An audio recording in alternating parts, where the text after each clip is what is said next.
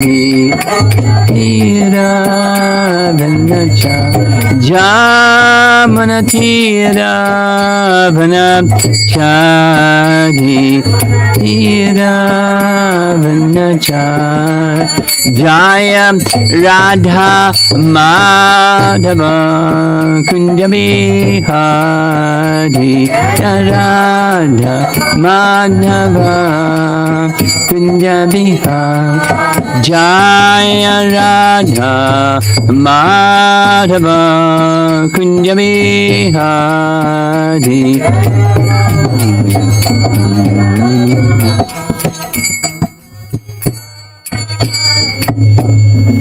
Jayom Vishnupad Paramahamsa Parivijagacharya Astatarasatasi Srimad His Divine Grace A.C. Bhaktivedanta Swami Srila Prabhupada Ki Gaura Premanandi.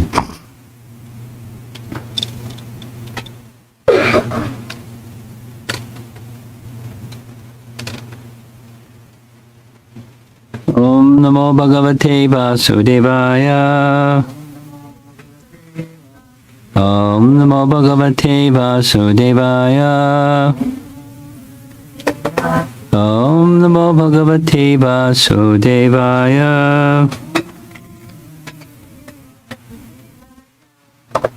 So this is one of the Srimad Bhagavatam reading groups, right? Yes? And we've been at somebody else's home a few times, but this is the first time it's at your home. Same group, right? Same group. Okay. And how far has this group gotten in reading Srimad Bhagavatam so far?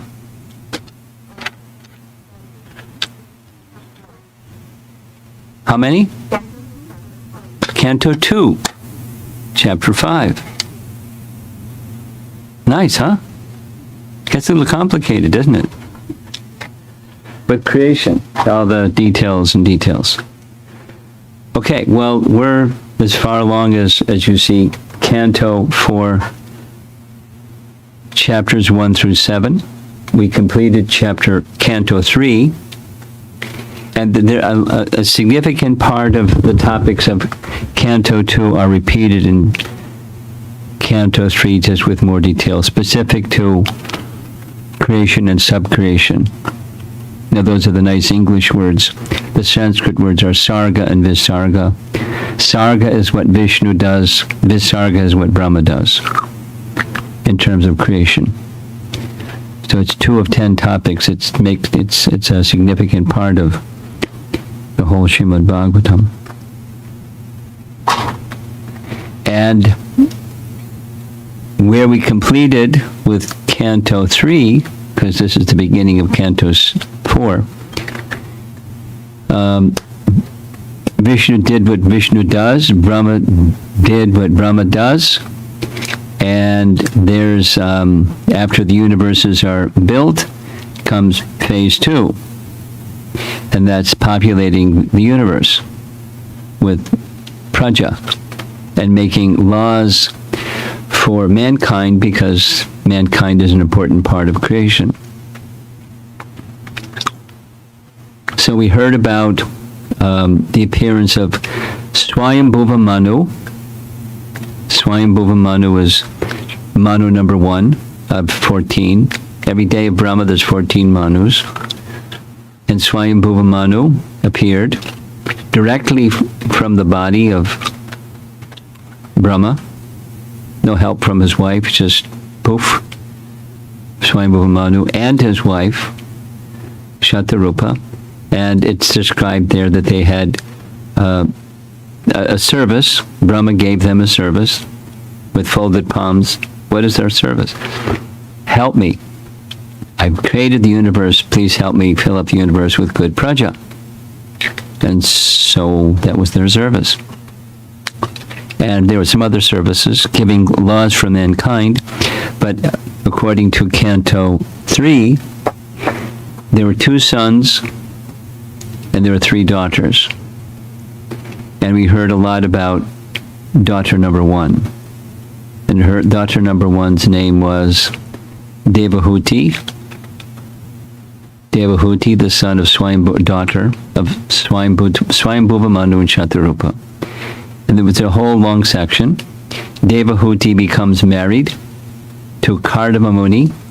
Kardama Muni was like a very special person. He was a direct son of Brahma. And he had mystic powers, and he was a meditator, and 10,000 years of austerities, because it was Satya Yuga. So that was, a long time. And Vishnu appeared right in the forest where he was doing his meditation and austerities, and said, "You please me very much, so I've come before you. And I know what you want." The prayers were offered, but he said, your heart's desire is that you'd like to have me as your son. He has parental affection towards Lord Vishnu. Pretty amazing. So you can't have parental affection toward Lord Vishnu unless he appears in the human form, so appeared as his son. And for that purpose, he needed a wife, and so the wife was arranged. Matchmaker Vishnu made an arrangement. In 2 days, Swayambhuva Manu is going to come with his daughter, Devahuti, to become your wife, and she's qualified like you are. So just say yes. It's real easy.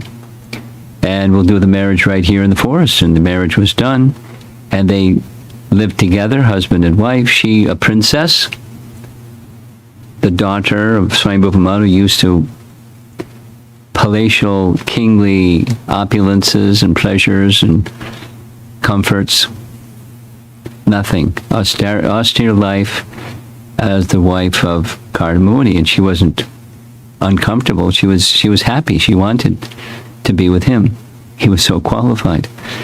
And after many thousands of years of that, he was pleased, and he recognized she wants children. I also. So he said, you've served me nicely. What would you like? I'd like a child. And so he made that arrangement. We heard.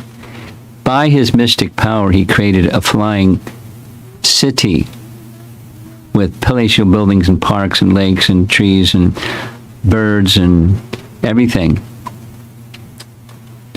And they traveled in that palatial city throughout the universe. They went kind of like on a vacation from their austerities and saw this and that and the other, all the heavenly planets, and they were celebrated personalities even in the heavenly planets.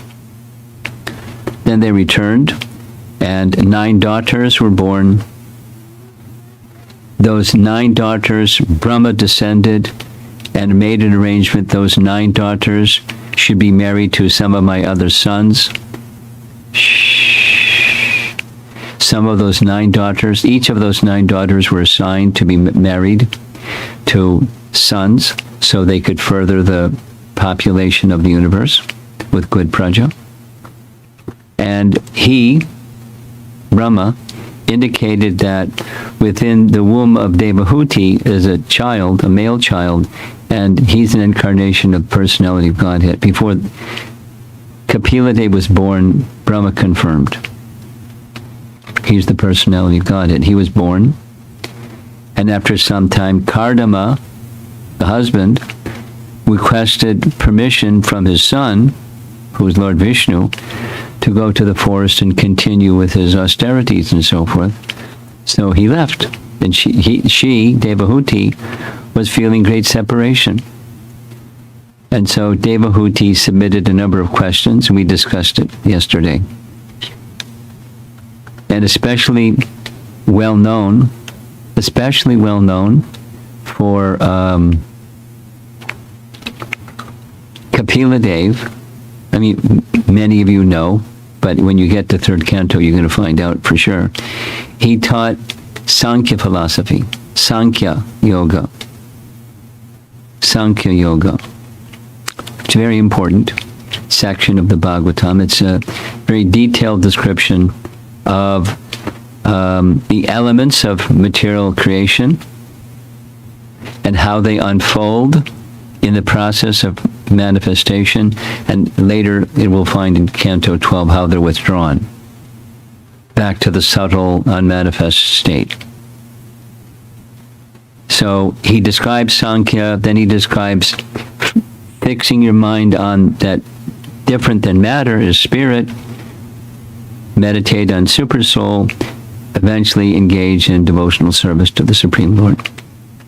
There's a whole long section on, there are 3 chapters on devotional service, from Kapila to Devahuti. So that's where we ended. And now we're beginning Canto 4. So just remember, the topic of Swayambhuva Manu was going to continue, because that's what happens after creation, is filling up the universe with the various species and quality living entities. So this is our own little subtitle, Fall Down Due to False Pride. It's a lesson in how to avoid the problem of pride. Pride can be very destructive. Pride can be very destructive. So we'll hear about it. That the person that gets the pride is focused upon is Daksha.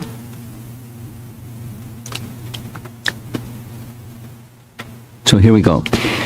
Canto 4, is according to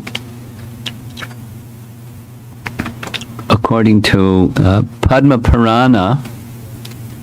You see the painting on the right-hand side? According to Padma Purana, the 12 cantos, there's 6 on the left side, 6 on the right side, makes 12.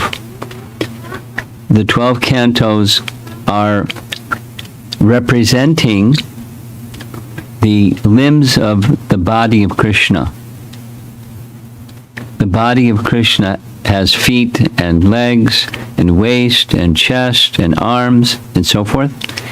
Similarly, the 12 cantos, the first 2 cantos are the lotus feet. He has 2 feet. And those first canto, second canto is 2 lotus feet.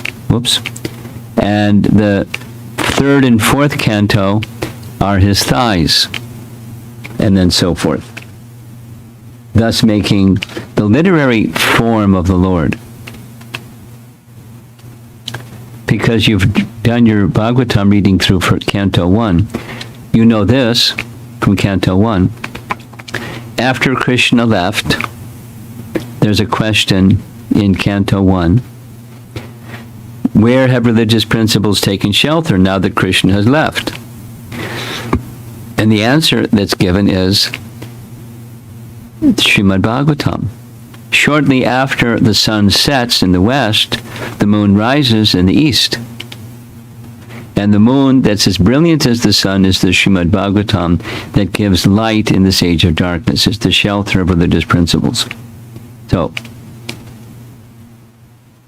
the Srimad Bhagavatam is the form of Krishna in a literary presentation of revealing. When Prabhupada, if you can imagine, close your eyes for a minute, imagine being a world acharya, and you're translating the Srimad Bhagavatam for the world, and you want to give each of the cantos some heading. So Prabhupada did that. And he chose for Canto 4 the creation of the 4th order.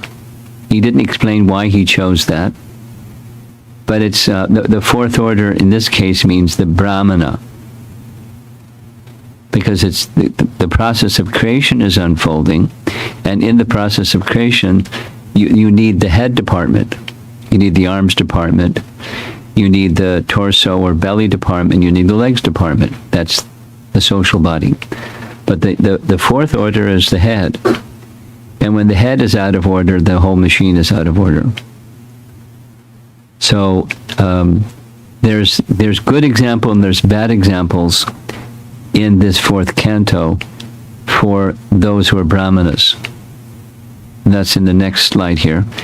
We're going to hear in this canto, this is the whole fourth canto. It's a long canto. We receive lessons from very elevated personalities, starting with Lord Shiva and Lord Brahma. And Suniti, that's the mother of Dhruva. And Dhruva gives some nice teachings. Narada gives some nice teachings. King Anga gives some nice teachings. King Prithu gives some nice teachings. And the Prajetas comes at the very end of the fourth canto. So we're going to hear about all these people and get some really elevated instructions and teachings from these personalities. We also get the do not, the unfavorable attitudes that results in calamity. And top of the list is Daksha. That's, he falls down because of his offense to Lord Shiva. The stepmother of Dhruva, her name is Ruchi. We're going to hear about her in this canto. Vena, Indra, and Prachinabhari. So, as we go along, you can maybe remember the slide. Maybe we'll see this slide again. These are unfavorable attitudes that create calamity, big havoc in life. And we're also going to receive some very nice prayers from very elevated persons, including Dhruva, Prithu, and the Prajetas. So that's like a big picture of the whole of the fourth canto. And here's a nice image that shows what we're going to be discussing this evening. The first 7 chapters of Canto 7 of Canto 4, excuse me. And we're going to go over in that, like 8:30 or so, and like it's a face of a clock over there, number 1. And it's going to go further from Canto 3 into Canto 4, Chapter 1, about Swayambhuva Manu and the dynasty of Swayambhuva Manu. So far, we've only heard a little bit. And a little bit is he had 3 sons and 2 daughters. 3 daughters and 2 sons, excuse me. We heard a lot about one of the daughters, Devahuti. Now we're going to hear some more about the other descendants of Manu. So there's this nice long list, and towards the end of this chapter 1, there's mention of Daksha. So who's Daksha? He's a very important person in these 7 chapters. Like Kardama Muni from Canto 3, Daksha is one of the direct sons of Brahma. And one of the 9 daughters of Kardama Muni was given to Daksha for marriage, and from Daksha he did the Prajapati program. In fact, he was like a celebrated Prajapati. And another thing he's known for is he did lots of yagyas. He was really into rituals. And he was very proud of himself because he had done so many rituals. He was a Brahmana that did rituals. And unfortunately, his heart wasn't pure from doing rituals. He was opulent and skilled and celebrated, but his heart he was proud. So he had some problems because of his pride. So one of his daughters was named Murti. And Murti and her husband produced as an offspring Narayan Rishi. It's mentioned in this canto. Now, Narayan Rishi is the Supreme Lord. He doesn't need mother or father. But he reciprocated with them to become their son. It's mentioned in this canto, chapter 1. Now here's a nice chart. Hope you like charts. That it's an overview.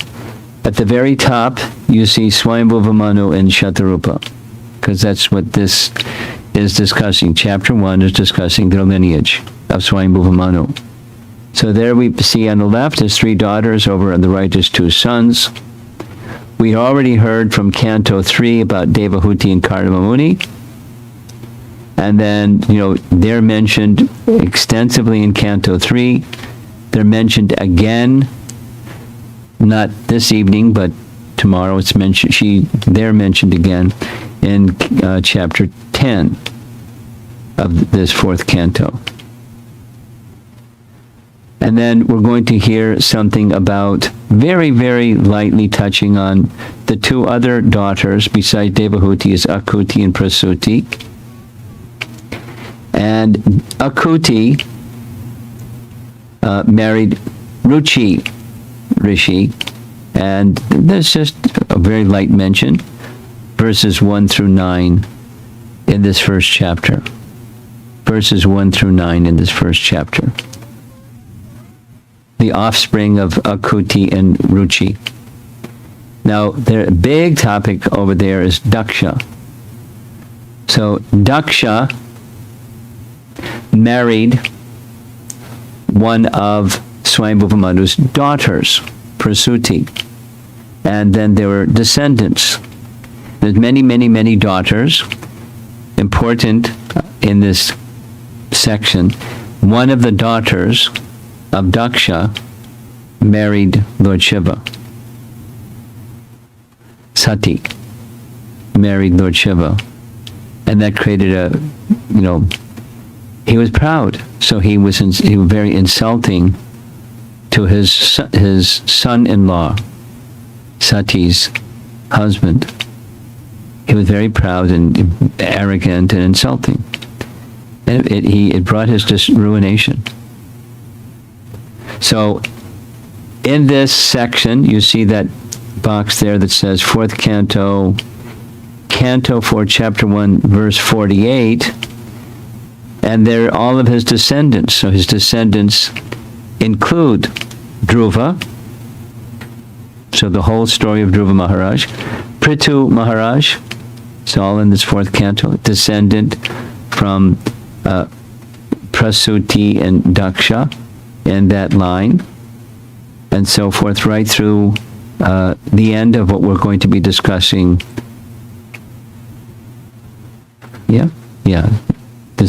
This evening. Okay, descendants of Daksha. Now over here, I'm sorry, I got ahead of myself. Over here, there's, pardon me, I spoke incorrectly. The descendants of Daksha is what we're going to be discussing this evening, and tomorrow it's over here on the next box. So one of the sons was Uttanapada. He became the next king or emperor following Swayambhuva Manu. He had two queens, Suniti and Suruchi, and so the story of Dhruva, Prithu, and so forth is in this box. All this is just an overview. This whole canto is the descendants of Swayambhuva Manu. And then finally over here in the fifth canto is Priyavrata, another one of his sons. And we hear about him and his descendants in 15 chapters of Canto 5. That's just to get you an overview of, because you start getting into details and you forget what the big picture, this is the big picture. So now we're going on to chapter 2, because chapter 1 was a quick summary of Swayambhuva Manu and his descendants. And now we're going to chapter 2. It's Daksha offending Lord Shiva. So we mentioned already, I'll say it again. Daksha had a number of daughters with Prasuti, his wife. And one of those daughters was given in marriage to Lord Shiva, and her name was Satie. But because of the pride of Daksha, he was very insulting towards his son-in-law, Lord Shiva. So there's some nice glorification of Lord Shiva, the son-in-law of Daksha. Shila Vatam Shreste. Shila Vatam. Shila means behavior or conduct. So, Shilavatam Shreshte, he's the best among the gentle. Chara Chara Gurum, he's the spiritual master of the whole world. The moving and the non-moving. Chara Charam Gurum. Nir Vairam, he's without enmity. Shanta Vigraham, always peaceful. And Atmaramam, self-satisfied. So these are some nice qualities of Lord Shiva that are mentioned. And then going back to Canto 3, those of you that were not with us, just a little review. Let's stay focused here. A little review. This is the discussion between Vidura, who's pictured on our left, and Maitreya, who's pictured on our right. Vidura meets Maitreya. It's part of the pilgrimage, or after Vidura was insulted and went on to holy places, one of the things that happened in that pilgrimage is he met Maitreya. And extensively he inquired, in fact, almost 3 cantos worth of discussion. There's Vidura asking questions of Maitreya. So Vidura is very surprised. How is it that Daksha could hate or have animosity towards such a wonderful person, Lord Shiva? How did that happen? So then Maitreya replies by describing what happened. There was a big sacrifice, yajna, because Daksha means expert. The meaning of his name, Daksha means expert. So he was really expert at yajnas. So he called all the leading personalities, rishis, yogis, and even the demigods to come and participate in this super yajna. And he purposefully didn't come on time because he wanted to make his grand entrance after everybody else had assembled, so he'd be like the guest of honor or something. And when Daksha entered, immediately, because they had such respect for him, everyone rose. This is a very old lithograph drawing. If you see in the upper left corner, that's Brahma with the foreheads. Down in the lower right corner, that's Lord Shiva with his trident. And then there's everybody else. Now everybody else, except Brahma and Shiva, stood up, just out of respect. I mean, cultured people do that. Here's a little sharing. Once upon a time, I was a brahmachari, some years ago. And at the temple, where I was mainly based in New York, there was a nice devotee from India that he had taken on the service of being the receptionist. It was right by the front door. So he had to let people in and would answer the phone, that kind of thing. And whenever I would walk by, he would stand up. And it happened so many times, I just asked him, what's all that about? And he said, it's just the way I was trained from a young boy. Whenever you're in the presence, because when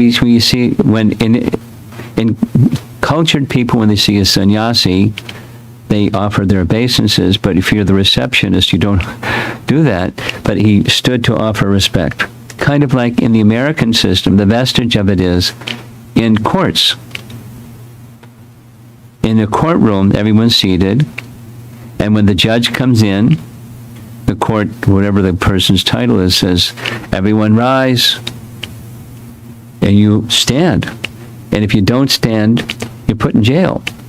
It's a law. You have to show respect to the judge. So a respect-worthy person is minimally, you rise. So everybody rose when Daksha came in because they respected him, and he wanted that respect, except for 2 people. And one of those people was Brahma. If you remember, Brahma is his father. So Brahma stayed seated. And so did Lord Shiva. But Lord Shiva is his son-in-law. So, according to Daksha, he is violating basic etiquette. Everyone else knows etiquette except this guy, my son-in-law. So he went off on him. Here's what it says. In that great assembly, everyone except Brahma and Shiva stood up to welcome Daksha. Daksha offered respect to Brahma, but while gazing at Lord Shiva, he began to speak harsh words. Now, up in the upper left corner, that's Lord Shiva and Lord Brahma. And over here on the right side, that's Daksha, and then that's his daughter, who is married to his son-in-law, Lord Shiva. So he spoke very harsh words. These are some of those harsh words. There, again, you see Brahma seated and Lord Shiva seated, and Daksha's going off on a rail, vilifying the wrong person. On the pretext of speaking about good manners and the culture of respect, Daksha's envy took the shape of sharp words as he criticized Lord Shiva. And here's some of the things he said. This Shiva is shameless and proud. That's what he is. He's shameless and proud. He married my daughter and thus accepted himself as my subordinate, yet he doesn't offer me due respects. He is impure, unclean, homeless, mad, and the master of ghosts in ignorance. So he's just very merciful, and he accepts people who need mercy. So he gives his mercy to those people. Due to his deep-rooted envy, Daksha cursed Shiva, saying, the demigods are eligible to share in the oblations of sacrifice, but Lord Shiva, who is the lowest of all the demigods, should not have a share. Now, this is Satya Yuga, and up until the Kali Yuga, the demigods, they have the freedom to travel wherever they wish, and they would, from time to time, freely come to this earthly realm, where people were doing sacrifices, and they would show themselves and receive the sacrifice. But Kali Yuga became so degraded that they had to, it was a quarantine order. Don't go there. It's too toxic. This earthly realm during the ages. So we don't see demigods. But they would come and in previous ages and literally receive the offerings in sacrifice. So having insulted Lord Shiva, that we started a problem. Nandishvara, the devout servant of Lord Shiva, became irritated at Daksha and counter-cursed Daksha and all his Brahmana supporters, saying, anyone who has accepted Daksha as the most important personality and neglected Lord Shiva because of envy is less intelligent, and because of visualizing in duality will be bereft of transcendental knowledge. So Nandishvara spoke like that. And then from the Brahmin side, Bhrigu said, let the followers of Lord Shiva become atheists, be diverted from scriptural injunctions, become addicted to wine, flesh, and take shelter of unauthorized and heretical views. A Brahmana curse. When such cursing and counter-cursing was going on between Lord Shiva's followers and the parties of Daksha and Bhrigu, Lord Shiva became very morose. There's some very nice paintings of Lord Shiva here. Not saying anything, he left the arena of the sacrifice, followed by his disciples. So that was chapter 2. And now we're moving on to chapter 3. In this manner, the tension between the father-in-law and son-in-law, that's Daksha and Lord Shiva, continued for considerable long period. So now what happens? Chapter 3, Satie begs her husband, Lord Shiva, to let her attend her father's sacrifice. So down there is number 3. Number 2 is Daksha curses or insults Lord Shiva. Number 3 is Satie sees all these celestial beings traveling through the air with their husbands and the demigods and this and that, and she understands where they're going. They're going to a yajna that her father is holding. And so she wants to attend. Yeah, social. Meet with her relatives and everybody. So deliberately, Daksha had planned this big yajna and deliberately didn't invite Lord Shiva. So seeing this big event, her being the daughter of the person who's hosting the event, Satie wants to attend for a nice social gathering. And she speaks in such a way to persuade her husband to give his permission. It's a very interesting exchange. So there's some nice teachings of Lord Shiva that are relevant for us. Here's what she said. My dear Lord Shiva, your father-in-law is now executing great sacrifices, and all the demigods having been invited by him are going there. If you so desire, we may also go. Although he's already been insulted. My sisters, my mother's sisters, and their husbands, and other affectionate relatives must be assembled there, so if I go, I shall be able to see them. My dear husband, I'm very anxious to go. You know, those of you that are married and your wife wants to do something, like, I really want to do something. I really want to do something. You know it's going to have a bad outcome. What do? This is nice. This is a nice husband lesson here. Wise Shiva reasoned with emotional Satie. One can go to a friend or relative's house, even uninvited, but only if the host is not a fault finder.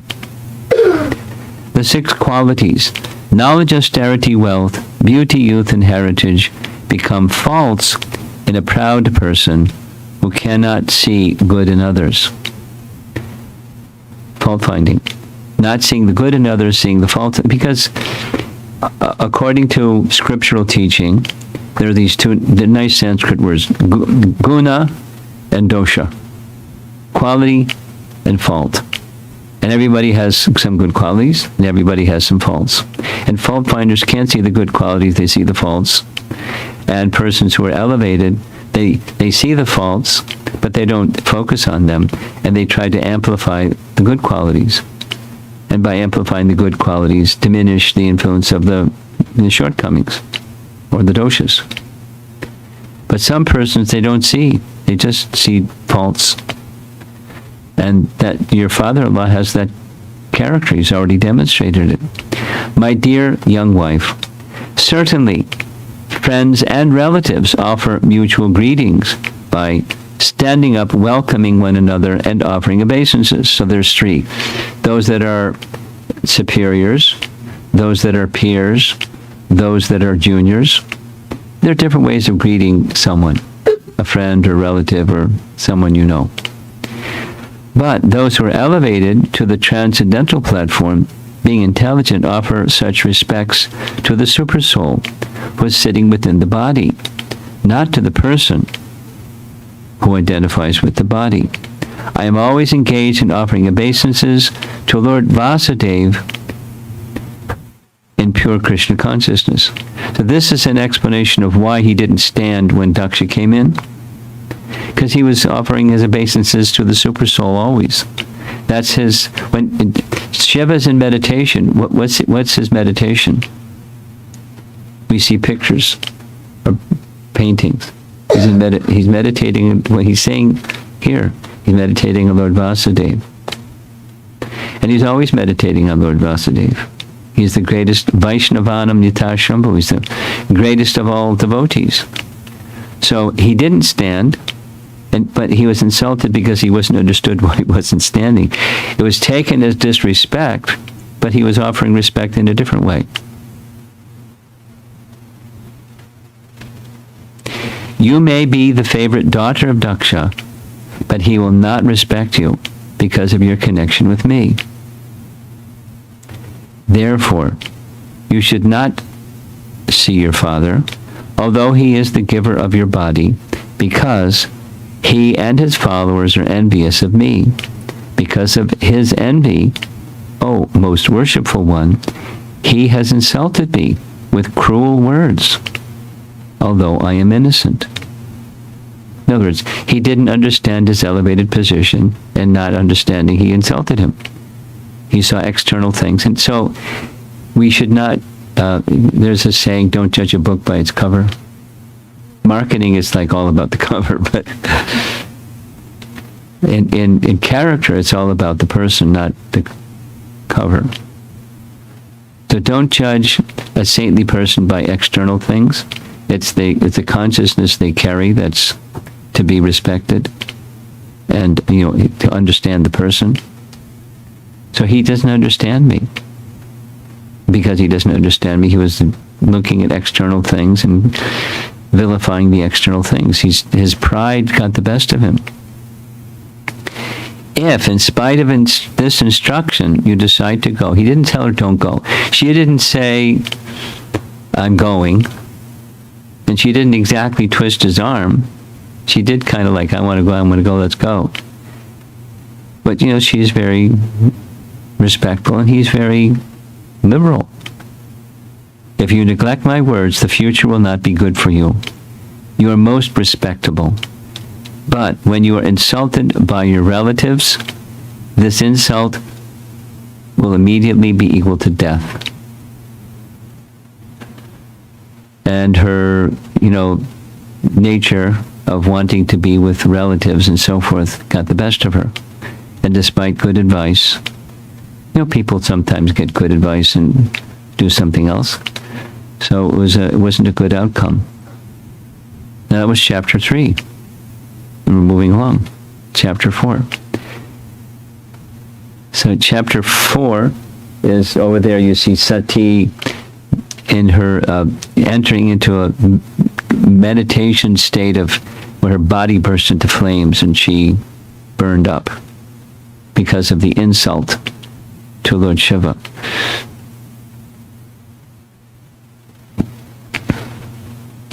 Satie gets a cold response from Daksha. We saw this image before. And there she is before her father. And she then condemns Daksha. Now, she wasn't invited, but she's the daughter, so she came. But he's doing his fault-finding thing. And after she's insulted, she speaks very directly, like very strongly. You're an asadhutama. Sadhu? Uttama.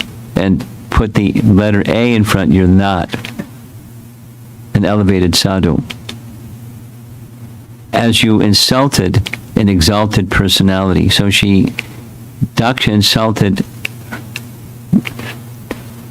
Shiva directly to his daughter.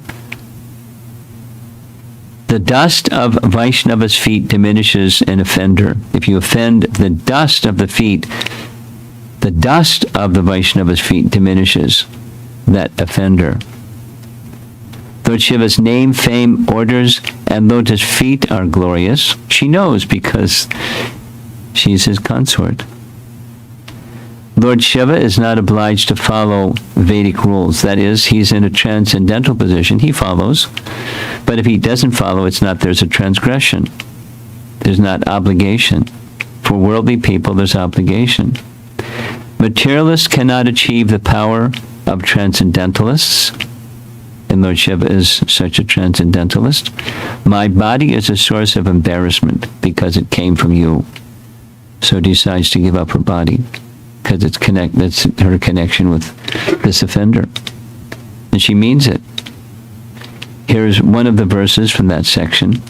It is not wonderful for persons who have accepted the transient material body as a self to engage always in deriding great souls. Such envy on the part of materialistic persons is very good, because that is the way they fall down. They are diminished by the dust of the feet of great personalities. So she speaks strongly. And she decides, since my body was born from a blasphemer, I will give it up. And meditating on the holy lotus feet of her husband, who is Jagat Guru, Satie became completely cleansed of all contaminations, that is, her identity as Daksha's daughter, and quit her body by meditation in a blazing fire of the fiery elements. She didn't pour gasoline and light a match. She just did meditation. And in such intense meditation, her body burst into flames. Right in front of everybody, and everybody was shocked. A great cry arose from the sky. Ribhus. Who are the Ribhus? I researched, I couldn't find much. Ribhus is mentioned in this section. It's a certain type of demigod. And they came, and when there was this commotion by the followers or attendants of Lord Shiva, they tried to drive them away. Little battle ensued. That was a problem. So first was offending Shiva, and then directly to Satie, offending Lord Shiva. And so her response was giving up her body. There you see on the right side, there's her father, Daksha, leaning back like, wow, there goes my daughter. Chapter 5. What happens when Lord Shiva hears what happened. Angered by his wife's death, Shiva creates the fearful demon Veerabhadra, who destroys the sacrifice and beheads Daksha. You know this story? Good pictures, huh? Yeah. So Narada Muni went to inform Lord Shiva what happened. And when Lord Shiva heard what happened, and that the Lord Shiva's followers, had been driven away by the Ribhus. These are a certain type of demigods. Ooh, he became very angry. Don't anger Lord Shiva, you're going to have a problem. A partial incarnation of Lord Shiva is Daksha. You don't anger Daksha either. But you don't anger Lord Shiva, because he became furious. Thus Lord Shiva became extremely angry, pressed his lips with his teeth, and immediately snatched from his head a strand of hair which blazed like electricity or fire. He stood up at once, laughing like a madman, and dashed the hair to the ground, something like Daksha did to get at Ambarish Maharaj. That comes later, 9th Canto. You know that story too. So, from that hair, a fearful black demon, Veerabhadra, appeared. Look at that guy. Because you were born from my body, you are the chief of all my associates. Therefore, kill Daksha and his soldiers at the sacrifice. Now that's a modern painting. And here's a more traditional painting, Veerabhadra. And here's a BBT painting. He's got a lot of arms. He's got a lot of weapons. And he's very fierce. Here's another modern painting. He's going at it and smashing everybody. So here's what he did. He tore off Brigu's mustache.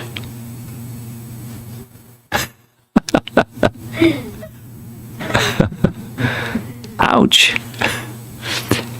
There was another sage named Bhaga, and Bhaga was raising his eyebrows when Daksha was cursing Lord Shiva. So Veerabhadra smashed him to the ground and his eyes bugged out. And then another sage named Pusha was grinning, showing his teeth, so he just punched his teeth out. And then, last but not least, look at this.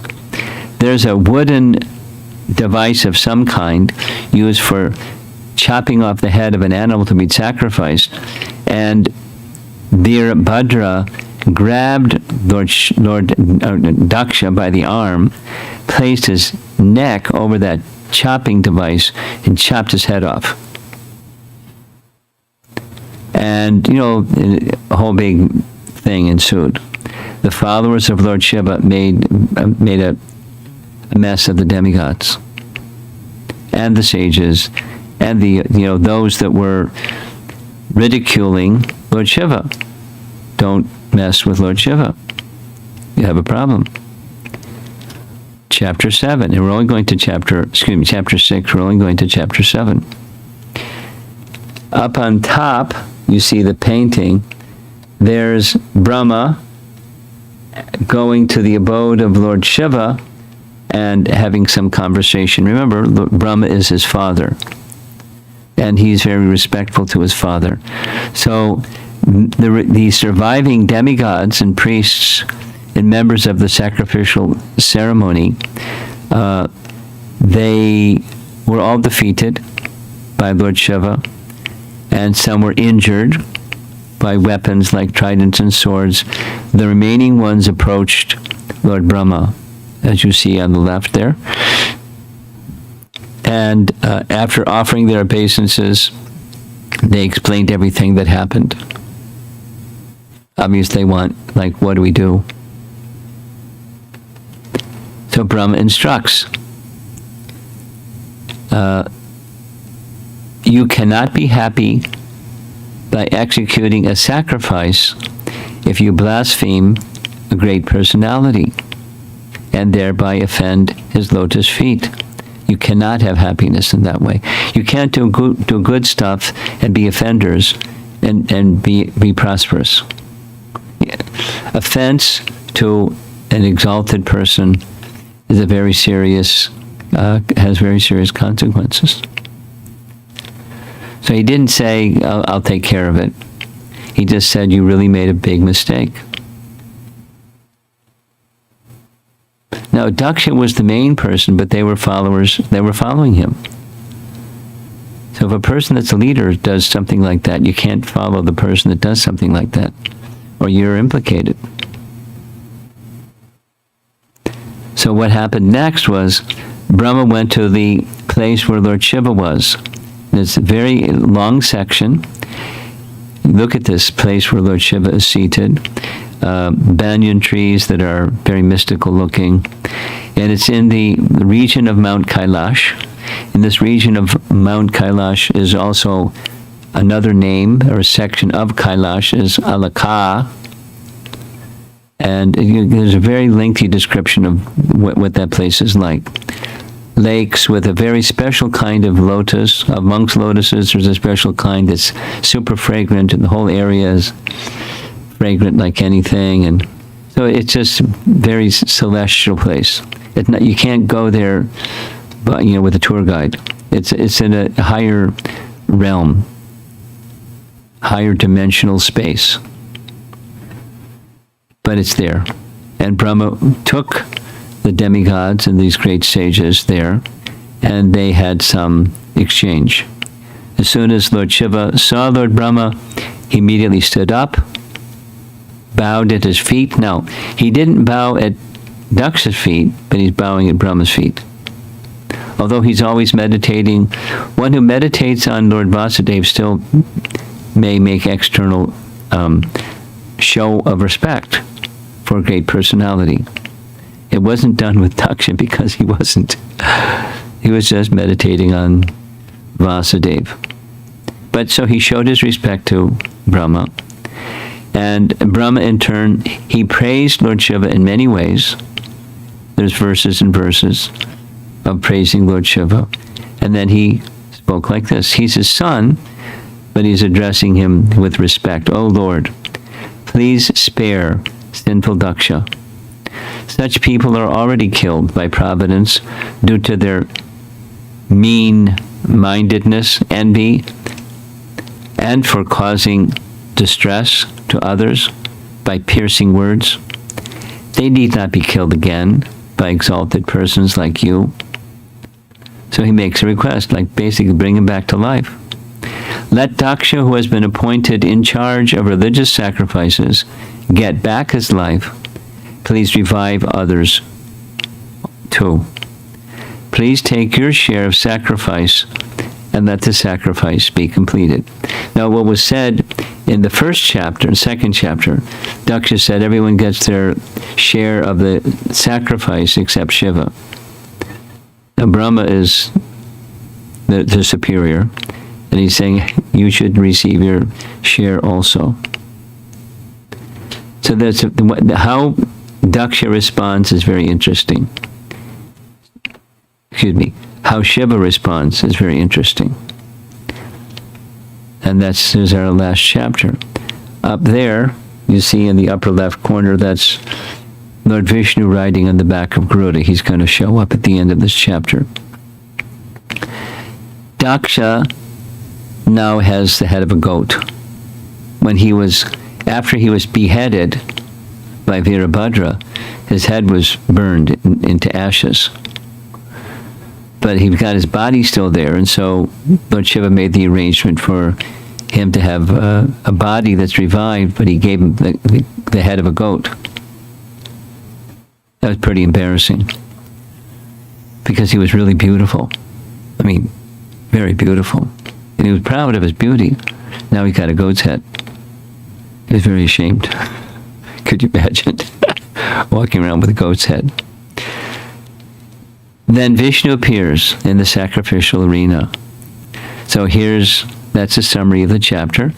Lord Shiva replies, "My dear Father Brahma, I do not mind the offenses created by the demigods, because these demigods are childish and less intelligent. I do not take a serious view of their offenses, and I have punished them only in order to right them." In other words, an elevated person, and Lord Shiva is certainly an elevated person, if they take strong action, it's to correct someone. Just like sometimes a loving parent may have to do something very strong with the child. They're not like that all the time, but if necessary. And the purpose of that strong is they're headed in a dangerous direction or course, and to make sure you say it softly, and you may have to say it firmly, because it can be very detrimental. Anyway, so good leadership, good parenting, being a good caretaker of others sometimes requires strong action. And that's what Lord Shiva is saying. I took strong action, not because I was hurt by them, but they needed some correction.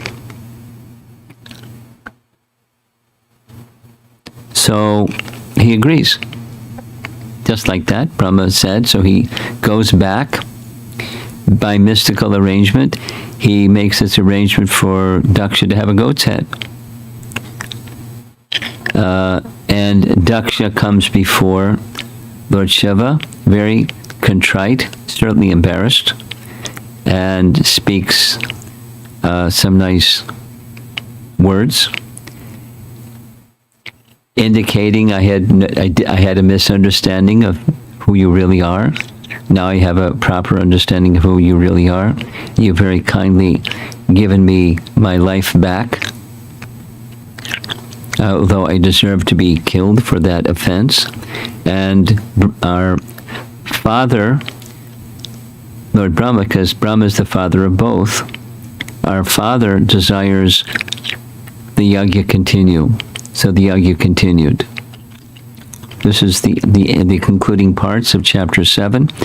And when the yajna continues, we already have Brahma and Shiva, and all of a sudden Lord Vishnu appears. You see in the lower right, there's Daksha with the goat's head. He's got a nice little umbrella over his head. And, Brahma and Shiva are present. Now Vishnu is present. And it's a really nice section. We're not going to go into the detail. This is the last slide. There's, just like when Krishna appears, Canto 10, chapter 2, prayers by the demigods to Krishna in the womb. It's a whole chapter. So this is like half a chapter where this demigod says this, and that demigod says that, and Brahma says this, and Daksha says that, and the Ribhus speak, and they all say something. The Kinnaras, and the Gandharvas, and the Apsaras, and Indra, and the host of personalities, Vidyadharas, they all offer their prayers, including Lord Shiva, because Lord Shiva is respecting his father, but there's the father of his father. And that's Lord Vishnu, and he knows it. And so, he's constantly meditating on the Supreme Lord, so he offers very beautiful prayers. And after receiving their prayers, the yajna continues, the remnants of the sacrifice are distributed, and Lord Vishnu gives some parting instructions, and the chapter ends. It's almost like they all lived happily ever after. But it's not quite like that. That's not what happened. We find out later in Canto 6. Here's what happened. Daksha died of embarrassment because he's got a goat's head. He died of embarrassment. He had no will to live.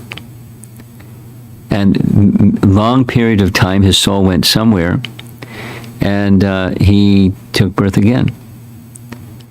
Again with the name Daksha. I call it Daksha Part 2. He had the same problem. He was forgiven by Lord Shiva. He was forgiven for his offense, but the tendency for offense was still there. That's a big problem. Tendency for offense can be very problematic. So we'll hear about that when we get to Canto 6. He offends Narada the same way that he's offending Lord Shiva. He's got a problem, this Daksha fellow. Pride. Here's a little, I'll say two things and we'll end and see if there's some discussion. Get the microphone ready. Here's a math formula. The fruits of pious activity plus a heart that's impure equals pride. Many people, according to Bhagavad-Gita, and it's not just in Vedic practice, it's all over the world, there's a tendency of humankind. Those people that do religious things, and the result of their religious things, they prosper. If their interest is primarily prosperity, then their hearts are still impure. Most people, what Krishna says in chapter 2 Bhagavad-Gita, is most people think that the purpose of the Vedas is to act piously so that in this life you can enjoy the fruits of that piety, and in the next life you go to heaven. And that's a common understanding all over the world. I'll say it again. Most people think, Krishna says, and it's true, I've done some studies here and there, most people think the purpose of religion, the purpose of the Vedas, is to live a pious life so that in this life you can prosper, and after this life you go to heaven and prosper even further. And that's the purpose of religion. That's not the purpose of religion. Most people think that. There is another purpose. And those who think that, something happens. They prosper, but their hearts are not yet pure. And so there's a tendency, it's not everywhere, but there's a tendency for pride.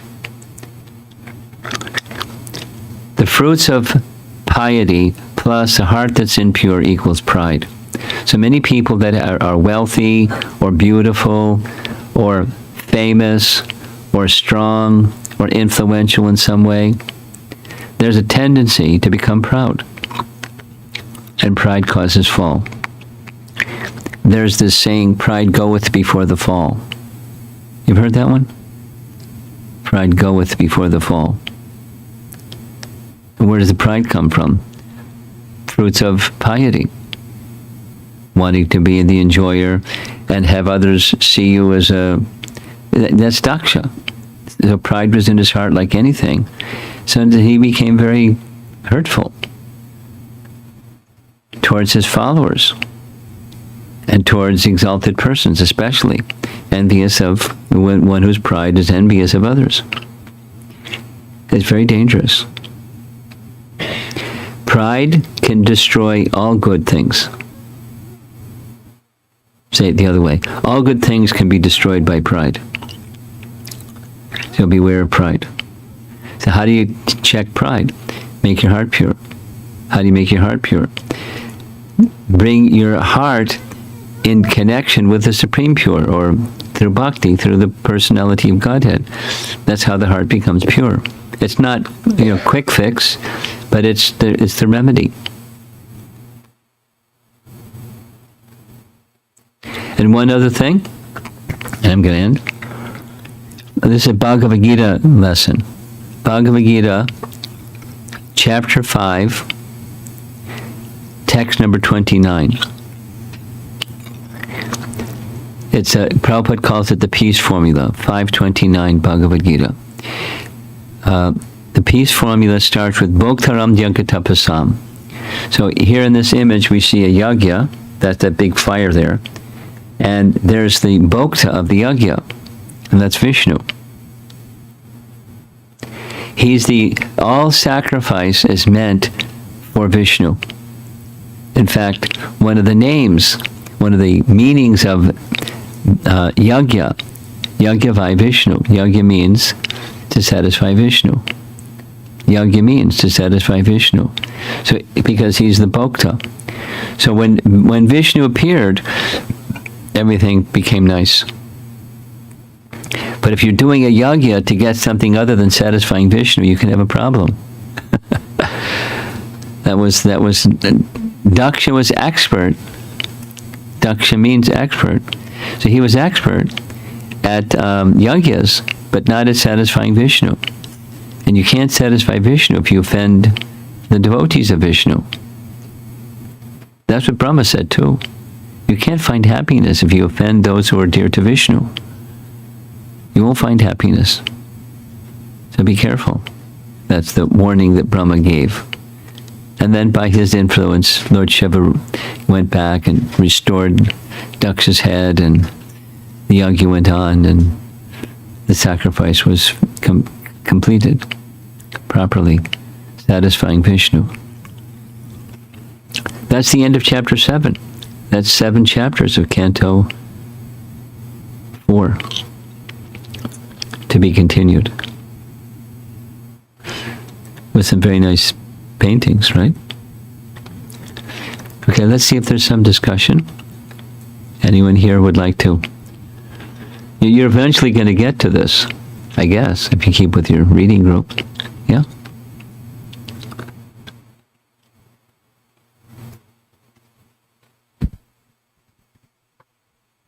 Hare Krishna Maharaj. So here the question is that Lord Shiva is saying to Lord Brahma as father, but in the different lokas where they live, Lord Brahma's loka is on the outer side of the material universe. No, it's in the material universe. It's in the material universe, Yes. but Lord Shiva's is outside the material universe. No, right? it's in the material universe. It's in the higher realm, but it's Okay. in the material universe. No, let's clarify. Shiva Tattva is very complex. Shiva has various abodes, about 7 of them. There's Sada Shiva. No, don't let me spin you out. Sada Shiva is in the Vaikuntha realm. Shiva Loka is outside of this material universe in the spiritual realm. Kailash is in the material realm. And one of the abodes of Brahma is at the very bottom of the universe. It's called Mahakalapur. It's where the Rudras, for his expansions, reside, waiting for the devastation of the universe. There's others. So there's multiple residents because he has multiple features. It's not so cut and dry. It's a little difficult to understand. So where he was in Mount Kailash, but not someplace you go in the Himalayas and you found Mount Kailash. It's in a higher dimensional region. That's where he was. And if you when you read this section of the Bhagavatam, you'll find it's a celestial region, but it's within the universe. Thank you, Maharaj. Okay. One more question. Yeah, if I sure. can. So, Daksha is it a title like Manu or it's one-time occurrence kind of thing? Do you want to know, during every Mano, there's this fellow named Daksha that does these same things? Yes. I can't say. I don't know. There's there is a Daksha that appears a second time, and it's not during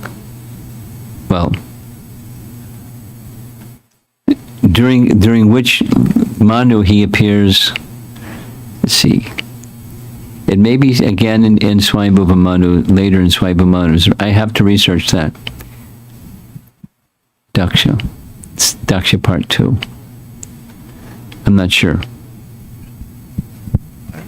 But it's there. If not by name, there's you can say a prototype or a mode of nature, a person who's embodying that mode of nature that appears and does what he does. You know, an embodiment of envy and pride, whatever his name is, and messes up. Yeah. Thank you, Maharaj. Thank you.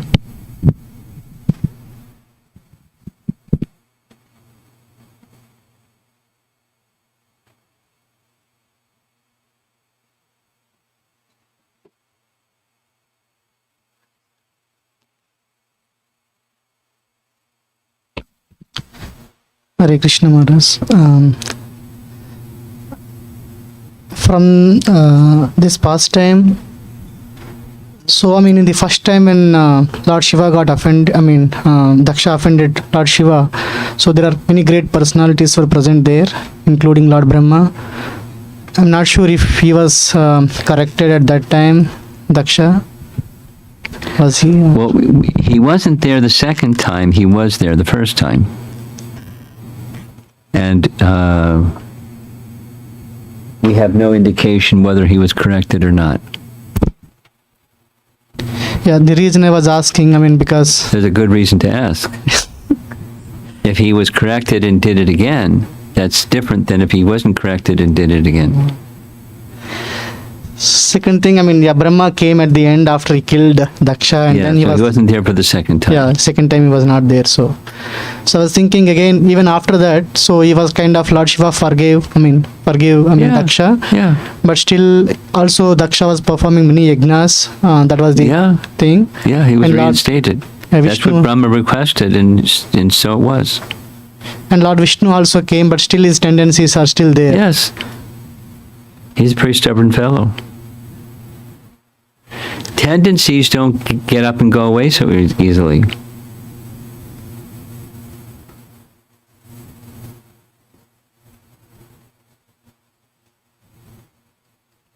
Especially, it's not just, this is the Sanskrit word is anartha, and anarthas arise from offense, and anarthas that arise from offense are very pernicious. They're very difficult to get rid of. More so than, let's just say, something else. A tendency to, I don't know, tendency that's not good. Speak out of turn or something like that.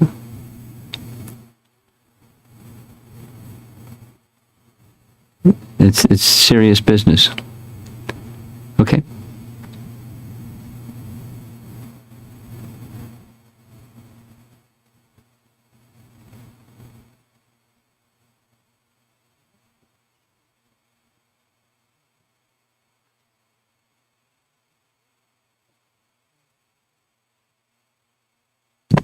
We have some online questions. Sachisuta Prabhu's question. In the slide which glorifies Lord Shiva, it says that Shiva as Characharam Gurum, spiritual master of the whole world. Is my understanding correct that Lord Balaram, Lord Nityananda or Lakshmana are also considered as spiritual masters of the world? Sure. How to understand the spiritual master position of the whole world where both Lord Shiva and Balaram are addressed with the same title? No problem.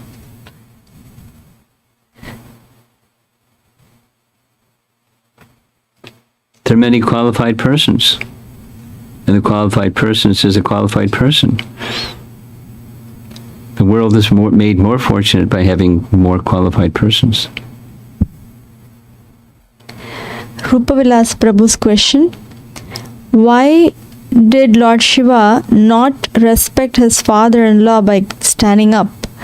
Lord Krishna respects Yudhishthir and all the elders. Well, there's two reasons. One reason we recited already, and that is, he says to Satie, when the second yajna was being planned, I was being criticized wrongly because I didn't stand, because my respect should go to the Supersoul, and that's where my respect was going. In my core of the heart, I'm always offering my respect to Vasudeva. And so I didn't stand. Although his statement was, persons observe those etiquettes because of the bodily conception of life. So his wife, Satie, said, he's not bound by those regulations. Now, he may observe those regulations, but he's not bound by those regulations. He's on another platform. And those are on this other platform that may or may not, and they're not at fault if they don't. And the other was, he's not worthy of respect. So, that is to say, Brahma is his father, so he offered his respect to Brahma. He's worthy of his respect. It was so based upon his spiritual qualification, not based upon age or something like that. Because in another sense, they're both brothers. Shiva and Daksha are both sons of Brahma, direct sons of Brahma. They're brothers. But, it's not the same as his father. It's brothers. And for that matter, Shiva is the elder brother.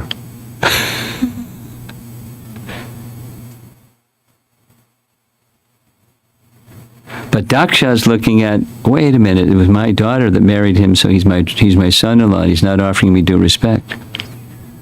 So it wasn't a transgression of etiquette.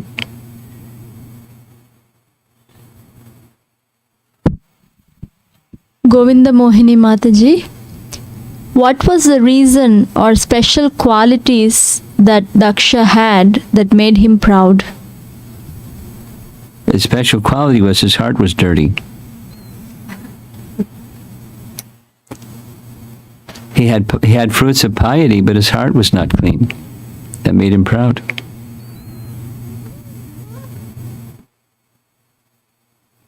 And how did he? So you can do yagyas where Vishnu is the beneficiary, or you can do yagyas where getting pious credits, you become the beneficiary. You offer sacrifices to the devas, but it's really about yourself. And that was Daksha. He wasn't honoring Lord Vishnu. He was wanting to get piety, and the fame and the fruits of piety. That was his unclean heart. Atulya Mataji's question: is it a right understanding that till the time we become pure, there will be pride in the heart? Yes. Then how to protect oneself from manifestation of pride when we are pure not devotion, and that's your protection. And keep in the association of those who will very kindly and gently remind you of this point, just as we're doing right now. This Prakash Narayan Govindan Prabhu. My understanding is that envy has no basis in reality. This is because envy is not in Krishna, and anything that has no basis in Krishna doesn't have any basis in reality. Very good. Is this correct? If so, is pride similar? Well, there's transcendental pride. Like when Krishna kills a demon. After Krishna killed Aristasura, he went to the gopis and was bragging about, I killed him. You came to me and asked for my protection, so I did it, and he's dead. You should be happy. And he was expecting their appreciation. He got something else. It's a transcendental emotion or transcendental rasa. Next. Mahati Mataji, 2 questions. The first one is about sage Bhrigu cursed that let the followers of Lord Shiva become atheists, addicted to wine, flesh, etc. Is that curse still applied in people in Kali Yuga? No. And why? Scholars can get into it and say different things, and everything depends on connection with the source of everything. For example, there's a Vaishnava Sampradaya that has Lord Shiva as the head of the Vaishnava Sampradaya. And there's some persons who are followers of Lord Shiva that follow him as he is a worshipper of Vishnu. And this little detail came out in their very first class. The 4 Sampradayas have their origin, and Lord Shiva is one of the heads of those Sampradayas. So not all followers of Lord Shiva have that problem. So that everything depends upon the connection or connectivity with the source of everything, the absolute truth, the personality of Godhead. And Lord Shiva is connected. So some persons understand that, and some persons don't. And her second question is, why did Lord Shiva not respond to that curse that Bhrigu Muni gave. Well, he did. He left.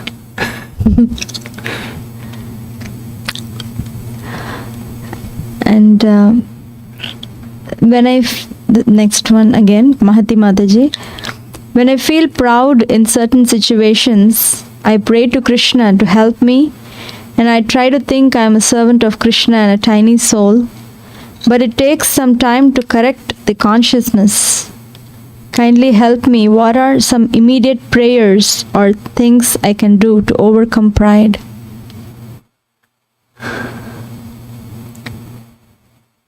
Immediate things to overcome pride.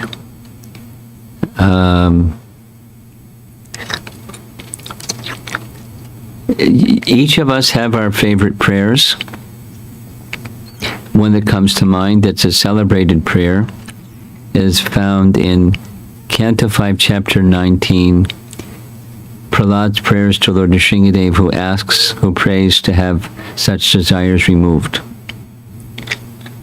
Canto 5, Chapter 19, Prayers by Prahlad to Lord Nrsingadev. Take that one, and that's an immediate one to turn to. You want a prayer, that's a really good one. He prays to Lord Nrsingadev to take, with his sharp teeth and pinching nails, to extract from his heart all such things. Another question again from Mahati Mataji is, I thought Bhrigu is follower of Lord Shiva. I could not understand why did he curse Yeah. Lord Shiva's followers.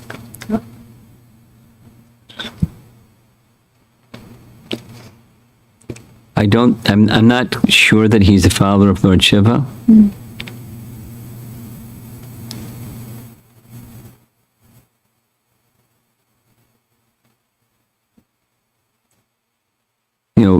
Maybe you can send me your reference that says he's a follower of Lord Shiva.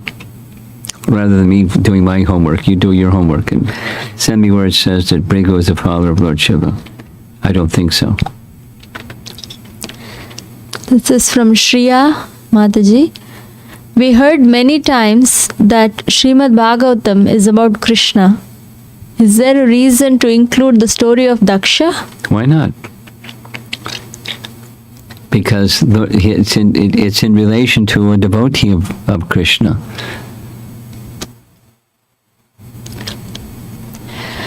This is from Shubhra Mataji. What is the mood with which a disciple approaches Anartha Nivritti so that it's not about myself, rather it's for the pleasure of spiritual master? Well, you've got within your question is the answer. You can turn left or turn right. You can following a path. You see a fork in the road, and over there is the left side, and over there is the right side. And you get your GPS out, and it tells you whether to go left or right. And your Bhakti GPS says, go down the path you do something that's meant for the pleasure of Krishna, instead of following the path that says you do something because you're going to get something. This question is from Rajeshwari Pran Mataji.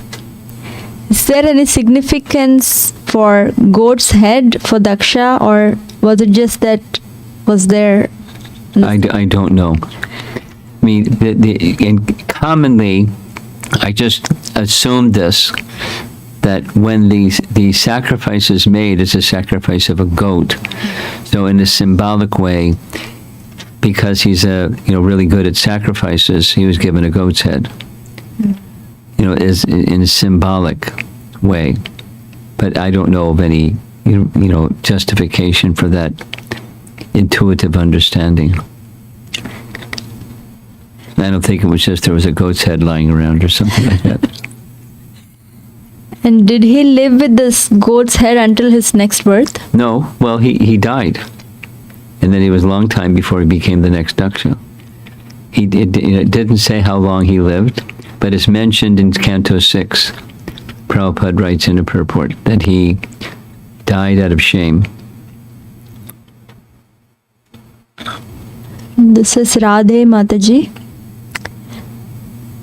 Normally, pride is related to self-confidence to some extent, or pleasure that you get from your achievement.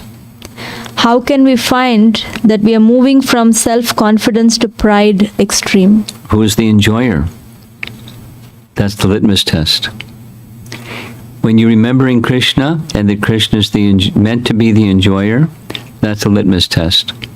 When you're forgetting, that's the other.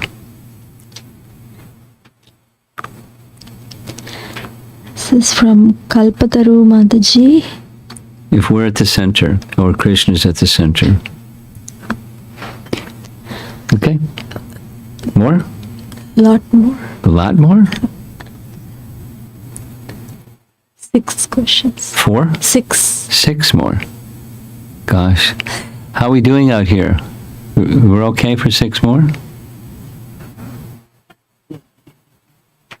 Younger generation folks. Okay. Let's go. Okay. This is Kalpataru Mataji.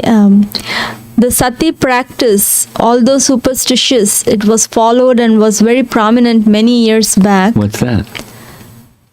After the husband dies, the women were forced into the funeral pyre. Okay. In which a widow sacrifices herself by sitting atop. Yeah. Does Mother Sati's burning herself has any relation with this?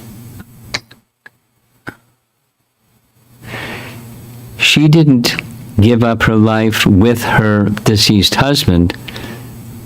It's called, it's just given the name Satie, although it has no connection with the husband departing this world and the wife following behind him. And this is the second question from her. I learned from our Bhakti Shastri class, chapter 10, verse 4 to 5, that intelligence, knowledge, freedom from doubt, delusion, forgiveness, pleasure, pain, birth, death, fear,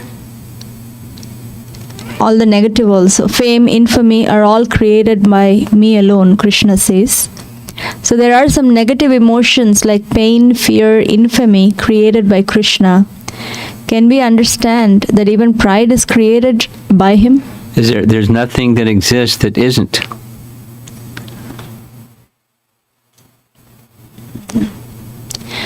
This is from Arna, Ankita Mataji's daughter. How old is she? 10. 10? Yeah. Okay. How old are you? 7? Really? Okay, here's a girl that's 10 asking a question.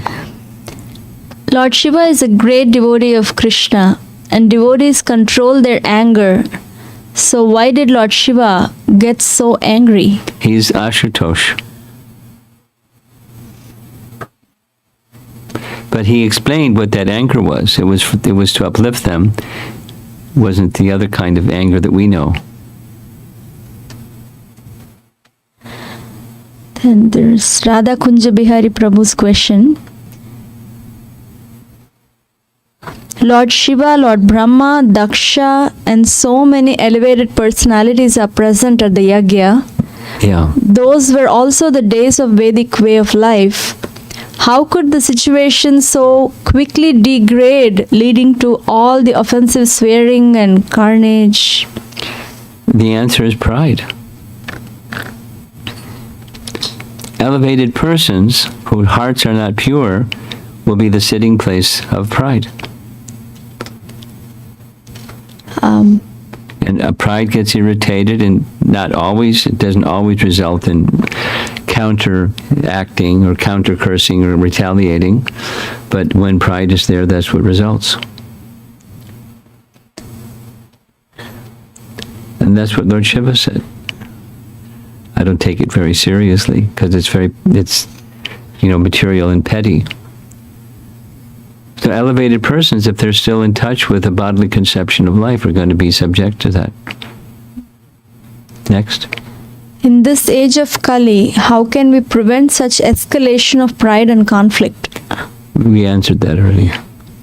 And Radha Kunjberi Prabhu's next question, how... I mean, just a short answer is, the question being asked here is a question that Vyasadeva was contemplating. What to do about the pernicious effect of the age of Kali. And his solution was the Vedas should be in a written form and people should have access to them. And then specifically, the Srimad Bhagavatam. That's the cure. Now, to get people to take up and assimilate the message of the Bhagavatam, that's another thing. But here's a nice reading group that's trying to do that. That's the antidote.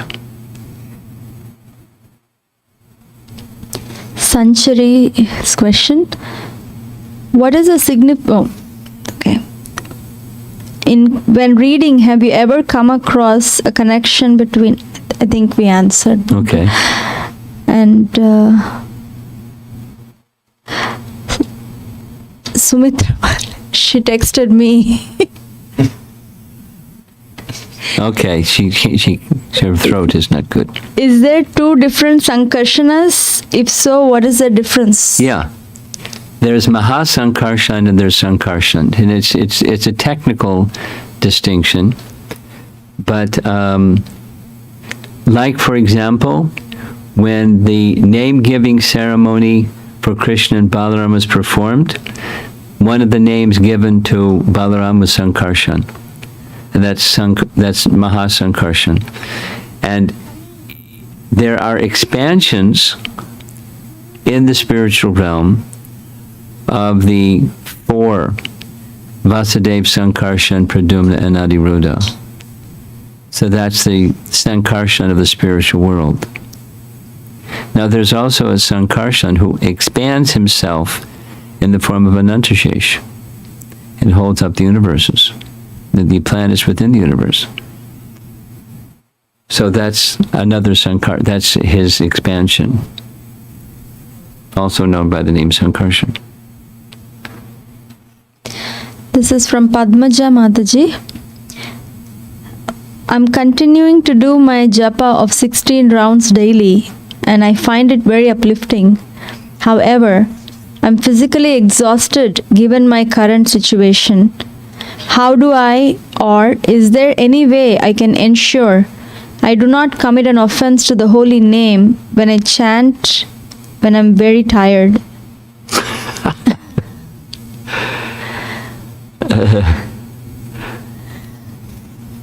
I mean, the simple answer is get sufficient rest so that you're not tired to the degree that you make offense.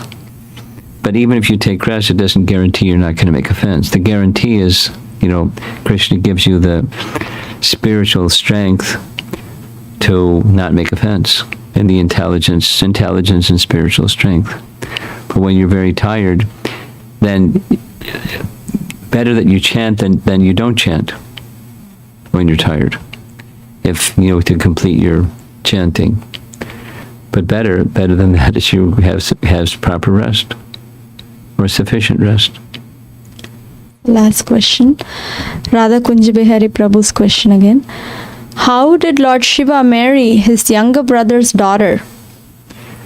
There's one of these Vedic things that I don't really understand, and somebody that understands it could answer your question. No. There's some rule about when it's appropriate and when it's not appropriate, and I've had people explain that rule to me, and I don't understand it. I'm sure he didn't violate some rule.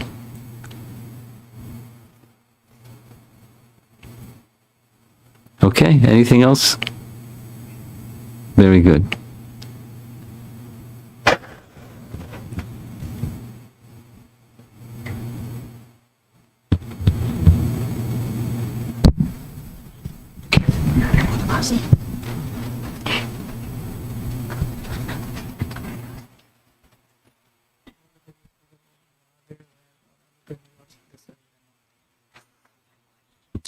We're waiting.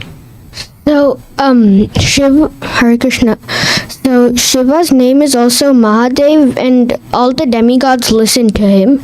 So, why did so many of the demigods decide to go against Shiva and choose Daksha's side?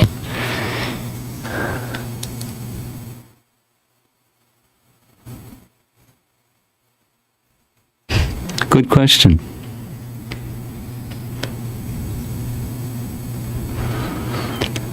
Well, I mean, I don't know. I don't know a scriptural answer. I just know in practical matters of life, sometimes loyalties get confused. You know, sometimes I'm loyal over here, and sometimes I'm loyal over there. And it's on the loyalty is a kind of material thing, anyways. Because if you're in a transcendental position, then you're not a party-spirited person. And you don't get involved in cursing and counter-cursing if you're in a transcendental position. So if you're not in a transcendental position, you may be party-spirited. And when you're party-spirited, you can maybe align differently. It goes on like that. So if there's a specific reason why, I don't know, other than just a general material reason. When you get on the material platform and you know, us and them, the good guys and the bad guys, and of course we're the good guys and they're the bad guys, and they're thinking vice versa, then it just gets really crazy. People lose their sense of direction and loyalty. There may be some more specific reason. You know, it's an interesting question. Okay, thank you. Okay. Thank you, Maharaj.